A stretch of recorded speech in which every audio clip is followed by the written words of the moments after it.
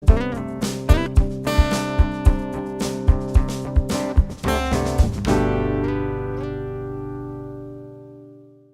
dia, pessoal.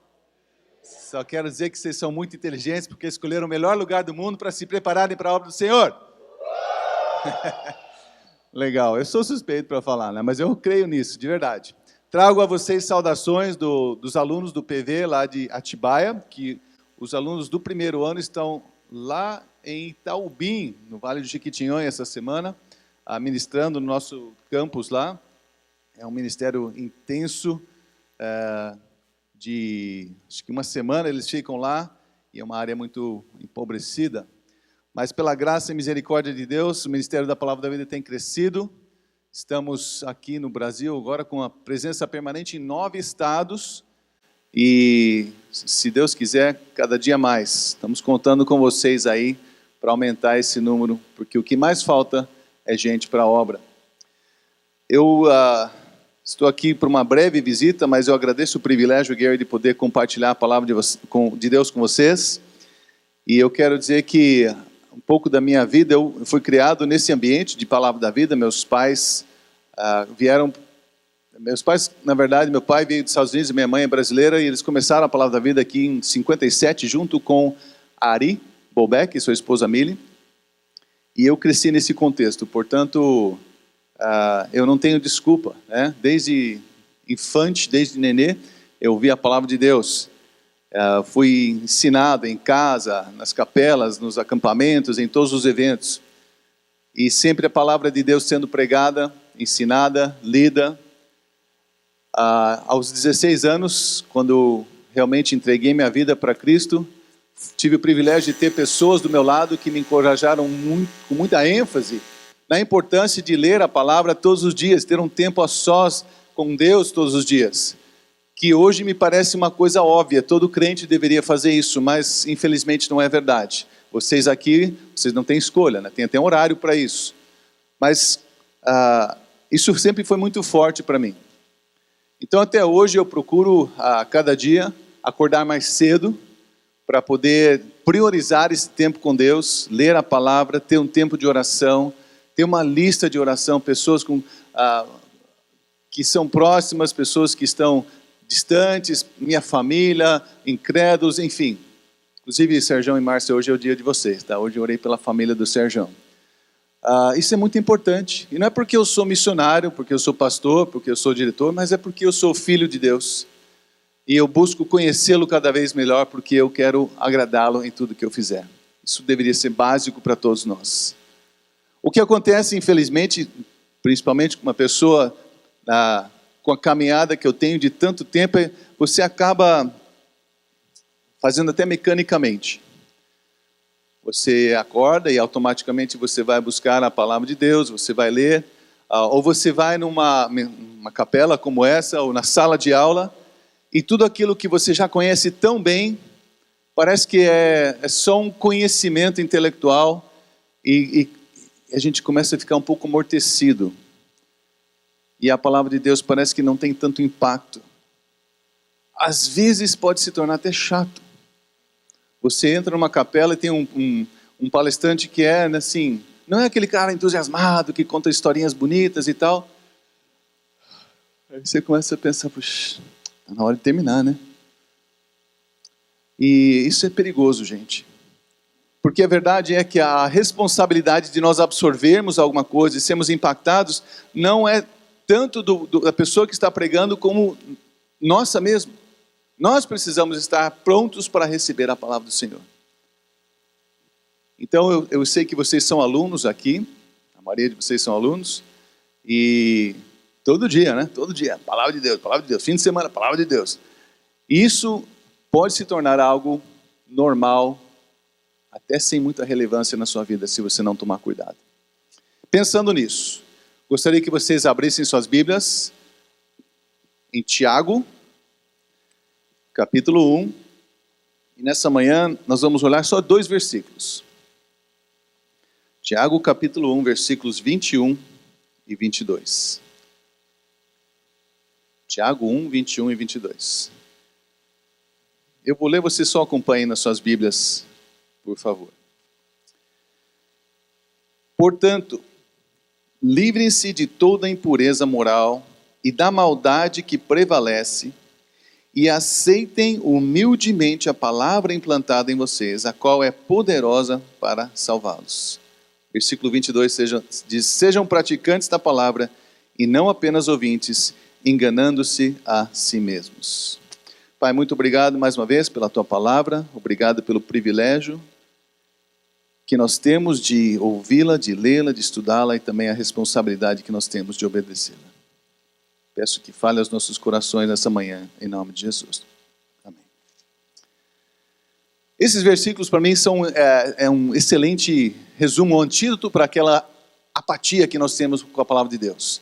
Então sempre que você for ler a palavra de Deus na sua hora silenciosa, no seu estudo, preparo para o fim de semana, sempre que você vier para a capela, sempre que você sentar numa sala de aula, lembre-se desses versículos porque eles têm algumas coisas muito interessantes para nós entendermos aqui. A primeira coisa, se vocês estão fazendo anotações, nós precisamos, quando vamos ler a palavra, quando nós vamos ouvir uma mensagem, a primeira coisa que nós precisamos fazer é vir com um coração puro. Venha com um coração puro. Versículo 21 diz: portanto, livrem-se de toda impureza moral e da maldade que prevalece. O que significa isso, vir com o coração puro? Pense sobre isso. Eu vou abrir a palavra de Deus, mas eu preciso chegar com o coração puro. Isso quer dizer, é uma coisa básica que todo mundo sabe. Antes de você se alimentar, você lava as suas mãos. Não é mesmo? Espero que sim. Por quê? Porque às vezes você está cumprimentando muita gente, né? Tem muita comunhão ainda residual na sua mão. Você está trabalhando, mexendo na terra, e a hora que você vai se alimentar, é um hábito bom, porque você quer que as suas mãos estejam limpas e puras para se alimentar. E a Bíblia mesmo diz que a palavra é o nosso alimento, né? O profeta Jeremias diz, não precisa abrir lá em Jeremias 15, diz: quando as tuas palavras foram encontradas, eu as comi. É o pão nosso de cada dia. Jó disse: dei mais valor às palavras da sua boca do que o meu pão de cada dia. Nós precisamos lavar as mãos antes de nos alimentar espiritualmente. O que isso quer dizer? Isso quer dizer se preparar espiritualmente, preparar o nosso coração. Uma outra ilustração talvez seria aquela questão de você preparar o solo antes de plantar. Eu morei vários anos lá no Paraná, inclusive tem alguns paranaenses aí, né? Cadê os paranaenses? São tímidos. Belo estado, lindo lugar, e a palavra da vida lá fica no meio de uma plantação de batatas e outras coisas assim. E como eu morei lá na propriedade por algum tempo, eu passava direto e eu via todo esse processo. Primeiro a terra está lisa, não tem nada, aí eles vão plantar batata. Não adianta chegar e plantar, jogar a semente lá e esperar que cresça. Primeiro tem que passar uma máquina que tem umas facas assim que mexem toda a terra, depois tem que fazer todo um preparo. Porque senão não vai crescer, a semente vai ficar lá, vai apodrecer. Impressionante que a Bíblia diz, tem uma referência a isso também. Oséias, o profeta Oséias, capítulo 10, versículo 12. Oséias, capítulo 10, versículo 12, diz o seguinte: semeiem a retidão para si, colham o fruto da lealdade. E olha o que ele diz agora: façam sulcos no solo não arado, pois é hora de buscar o Senhor até que Ele venha e faça chover justiça sobre vocês. Às vezes o nosso coração é um solo não arado, árido, duro, frio. E nós precisamos preparar nosso coração para receber a mensagem pregada, a mensagem lida, como for. Na prática, talvez a gente tenha que pensar um pouquinho antes de chegar numa capela como essa.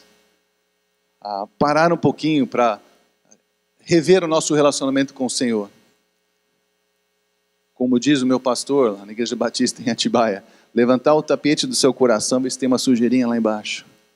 Lavar as mãos, preparar o solo do nosso coração, antes de abrirmos a palavra. Porque se nós não fizermos isso, a palavra de Deus vai ser igual aquela semente lançada num solo não arado. Não vai ter o efeito. Talvez a gente cresça intelectualmente, tenha mais conhecimento, mas não vai ter o efeito que Deus quer que tenha. Livrem-se de toda impureza, quer dizer isso.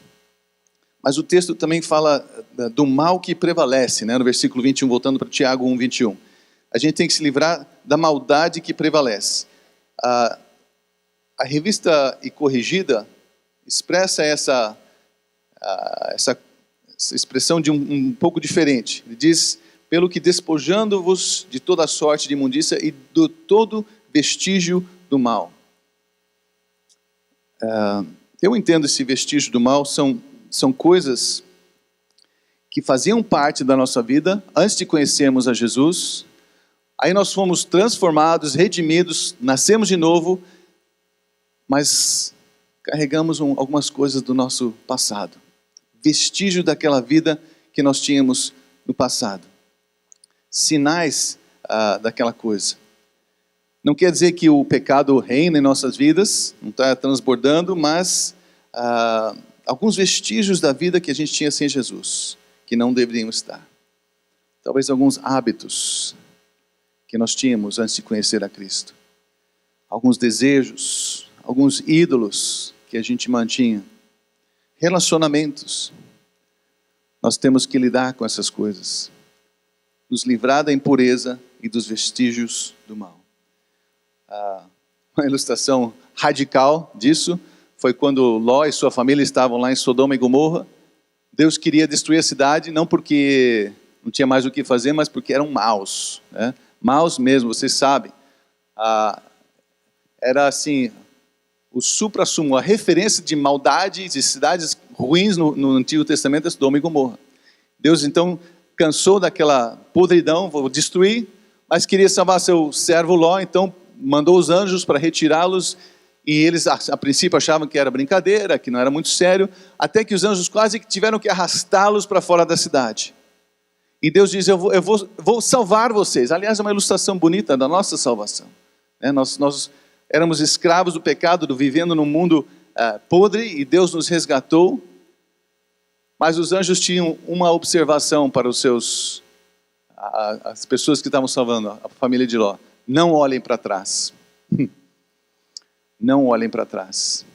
Você sabe o que aconteceu, né? Se você já cantou o cânticozinho, né? A estátua de sal, você sabe o que aconteceu. A senhora Dona Ló ficou com saudades, ficou com remorso, olhou para trás e virou uma estátua de sal. Interessante, porque a estátua, para que serve uma estátua? Se você está andando numa praça aí, você vê uma estátua, para que serve aquilo lá? É para lembrar você de algum evento, alguma coisa importante que aconteceu que tinha referência com aquela pessoa. E a referência à mulher de lá está lembrada para nós em Lucas, no Evangelho de Lucas. Algo que aconteceu séculos atrás. E Lucas diz: lembre-se da esposa de Ló. Porque nós não podemos olhar para trás. Então, a primeira coisa, quando você vai abrir a palavra, quando você vai estudar a palavra, assistir uma aula, assistir uma pregação, venha com o coração puro. Lave as mãos antes de comer. Livre-se da impureza, dos vestígios do mal. Não olhe para trás. Isso é muito importante para cada um de nós.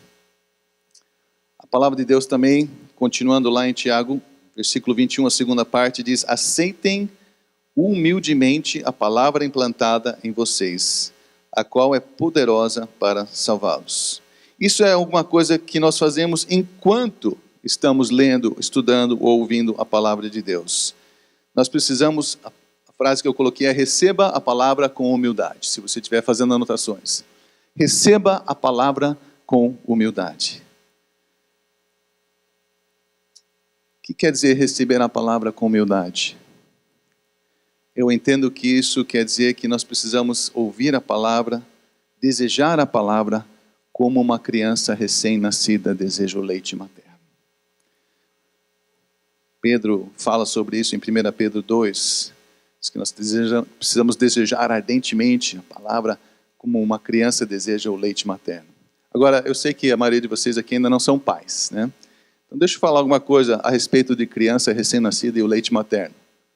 Não tem negociação, tá? Criança recém-nascida é simples de cuidar, não faz muita coisa, né?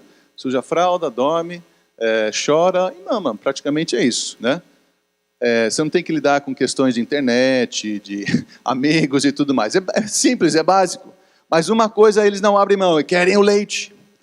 E eles não estão nem aí se você está cansado, se você não tem tempo, se você está fazendo outra coisa, se vai atrapalhar a sua agenda. Eles não estão nem aí, eles vão gritar até que você resolva o problema deles. Nós temos 3, como o Gary falou, e eles todos são made em Curitiba. E se você conhece o clima, lá é frio. E às vezes, aí a gente morava num chalezinho de madeira, muito frio. E, então, às vezes, no meio da madrugada, criança recém-nascida, estou lá quentinho, debaixo do edredom com a minha esposa. Aí a criança começa. Quem que vai? Já quem? Pô, não. Meu raciocínio é simples, e eu creio que faz sentido, tá? A criança está pedindo algo que eu não posso entregar.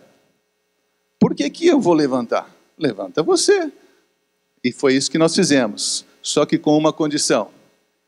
A minha esposa disse, tudo bem, Johnny, eu faço isso, mas os cachorros ficam por sua conta. Moleza, né? O cachorro é só dar comida e limpar os troféus que eles deixam por aí. Acontece que as crianças cresceram, não precisam mais de cuidado e os cachorros continuam. Me dei mal. Mas voltando para a questão das crianças, ela não está nem aí, ela quer mamar. Ela chora até alguém resolver o problema dela. E é interessante que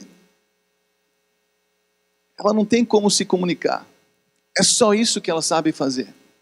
É quase como se ela estivesse dizendo, socorro, eu estou com fome, eu não sei levantar e ir para a geladeira pegar meu leite. Me ajuda, se você não me der leite eu vou morrer. E vai aumentando. Seria legal se nós chegássemos para o culto, para a capela, para a aula, para o nosso tempo diário com Deus, com essa mesma atitude. Senhor, eu preciso. Fala comigo. Fala comigo hoje, fala comigo agora através da sua palavra. Eu preciso desse leite. E se o Senhor não falar comigo, eu vou morrer. Eu não vou conseguir. Coração humilde. Coração necessitado.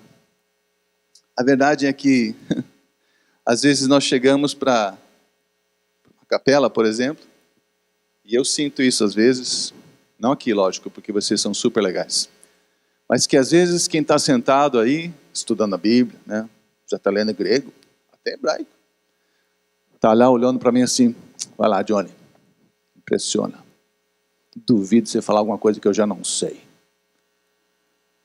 Talvez não com tanta ênfase, mas no coração essa é a nossa atitude.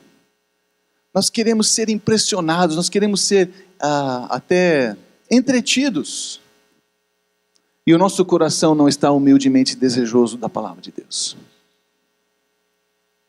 Ou às vezes a gente tem aquele desejo que o outro ouça, né? Depois da mensagem você chega para o seu amigo, nossa, excelente mensagem, espero que o fulano não estava ouvindo, porque essa para ele era perfeita. Para o outro, né? Para mim não. A palavra é para mim, a palavra é para você. E nós precisamos desejá-la ardentemente, como uma criança deseja o leite materno. Vocês que não são casados e não têm filhos, vocês vão entender isso um dia. E é assim que Deus quer que a gente espere a palavra de Deus. Interessante que o versículo 21 diz, aceitem humildemente a palavra implantada em vocês, a qual é poderosa para salvá-los.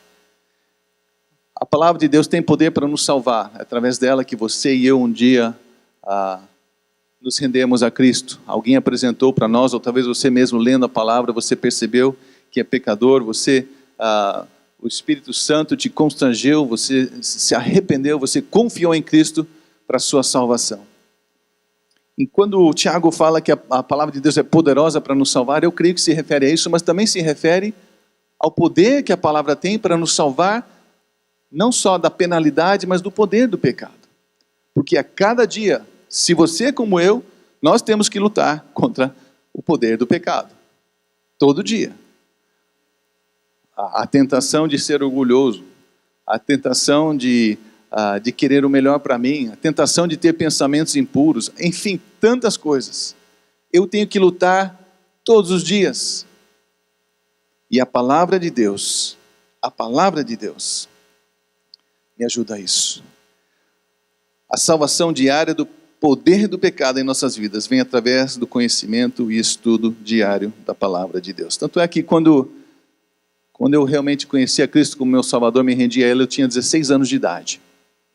Dos 12 aos 16, eu vivia longe dos meus pais, uma vida totalmente desregrada, rebelde, ao ponto dos meus pais quase deixaram o ministério por minha causa. Quando então, finalmente, Deus tomou conta da minha vida, me salvou de verdade, aqueles homens que me cercaram para me apoiar, para me dar direção, enfatizaram muito isso. Johnny, nunca abra mão de ter um tempo diário a sós com Deus. Por quê? Por várias razões, mas também porque se você está sempre na palavra e está vivendo em pecado, uma de duas coisas vai acontecer. Ou você vai deixar o pecado e viver para o Senhor, ou você vai cair de vez no pecado. Uma das duas coisas vai ter que ceder. E se você for firme na palavra, diariamente, Deus pode e vai te dar livramento do poder do pecado. Aceitem humildemente a palavra implantada em vós. Então, quando nós vamos ler a palavra, nós precisamos chegar com o coração puro. Lave as mãos, prepare o solo.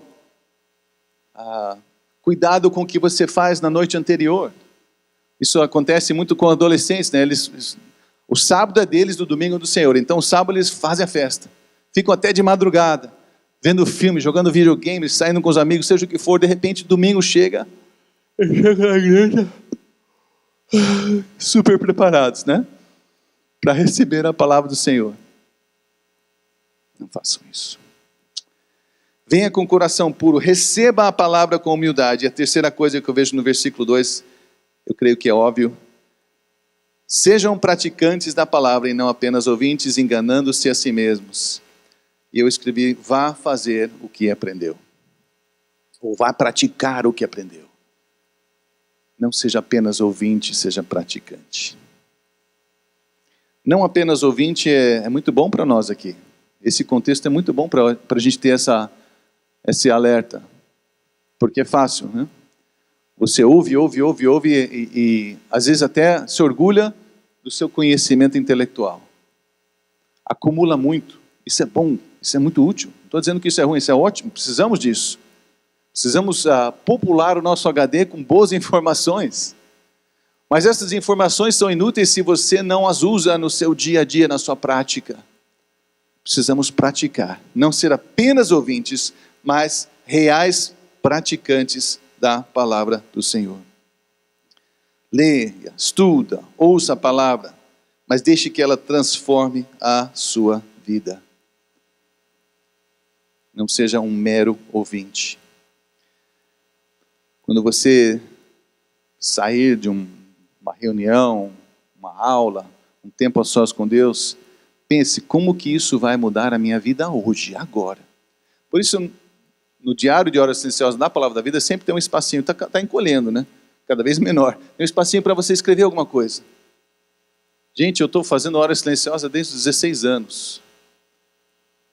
E eu não abro mão de todo dia fazer uma... Talvez eu já li aquela passagem 15, 20, 50 vezes. Mas algo para o meu dia, algo para hoje, como que eu vou aplicar essa verdade? Isso deve ser verdade em todas as vezes que a gente abrir, ler e estudar a palavra do Senhor. Não seja um mero ouvinte, seja um praticante.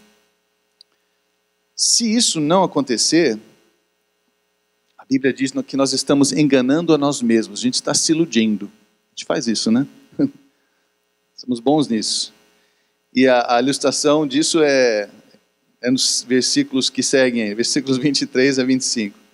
Aquele que ouve a palavra, tá? Vocês estão ouvindo, nós estamos ouvindo a palavra, mas não põe em prática, é semelhante a um homem, interessante que ele usa homem, não mulher, né? Que olha a sua face no espelho e depois de olhar para si mesmo, sai e logo esquece a sua aparência. Mas o homem que observa atentamente a lei perfeita, que traz a liberdade e persevera na prática, tá? Palavra-chave dessa lei, não esquecendo o que ouviu, mas praticando-a, será feliz naquilo que fizer. excelente ilustração. Quantos aqui se olharam no espelho hoje? Hoje já olharam no espelho? Levanta a mão, porque senão nós vamos olhar bem para você, né? Tá certo? Todo mundo praticamente. Eu já me olhei no espelho. A gente toma aquele susto inicial, né? Depois dá um jeito. Vai penteando o cabelo, vai tirando as remelinhas do olho, né? Corta aquele pelinho do nariz que está saindo, né? Se for um cara, né, dá uma... Agora não precisa, né? Ele faz a barba, não precisa mais, né? Enfim, dá uma arrumada, né? Para não assustar as pessoas. Isso é bom. Agora, se eu, por exemplo, acordasse hoje de manhã, desse aquela olhada no espelho, passado o susto, falar, não vou me importar com isso, e viesse para cá, do jeito que eu acordei, qual seria a reação de vocês? Honestamente. A menina ia cutucar do lado, acho que o Johnny não tem espelho lá no quarto que deram para ele. Porque é horrível. Né? Para que serve o espelho? É para nós olharmos aquela figura, né? E arrumarmos e ter alguma reação, ter alguma ação para consertar o que não está certo. A palavra de Deus, meus queridos, é o nosso espelho. E se nós somos sensatos na hora que nós formos abrir, ouvir a palavra do Senhor, nós precisamos não só dar aquela olhadinha e seguir nosso caminho, mas trabalhar em cima daquilo que aquele espelho reflete para nós.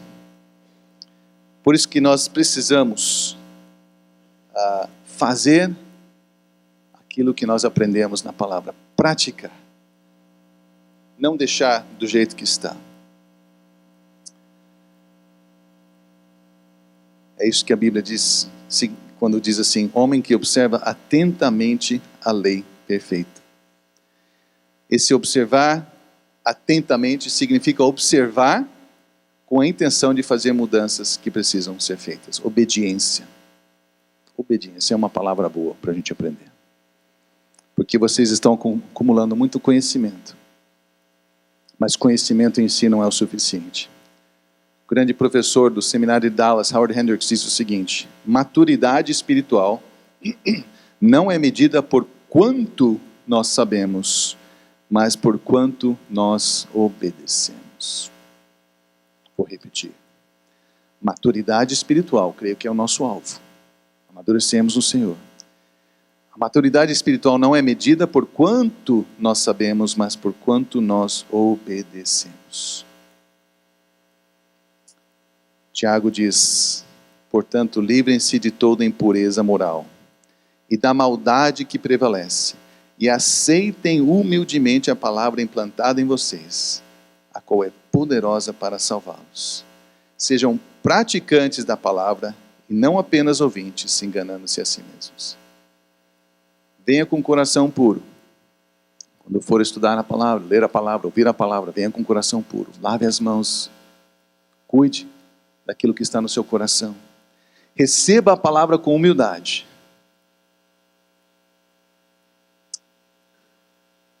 O orgulho, meus queridos, é um dos piores, não sei se tem pior pecado, mas é uma das coisas que mais nos aflige. Porque dá para esconder.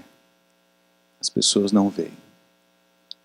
Aceitem a palavra, recebam a palavra com humildade. E depois de ouvir e receber com humildade, vamos ser praticantes da palavra. Amém?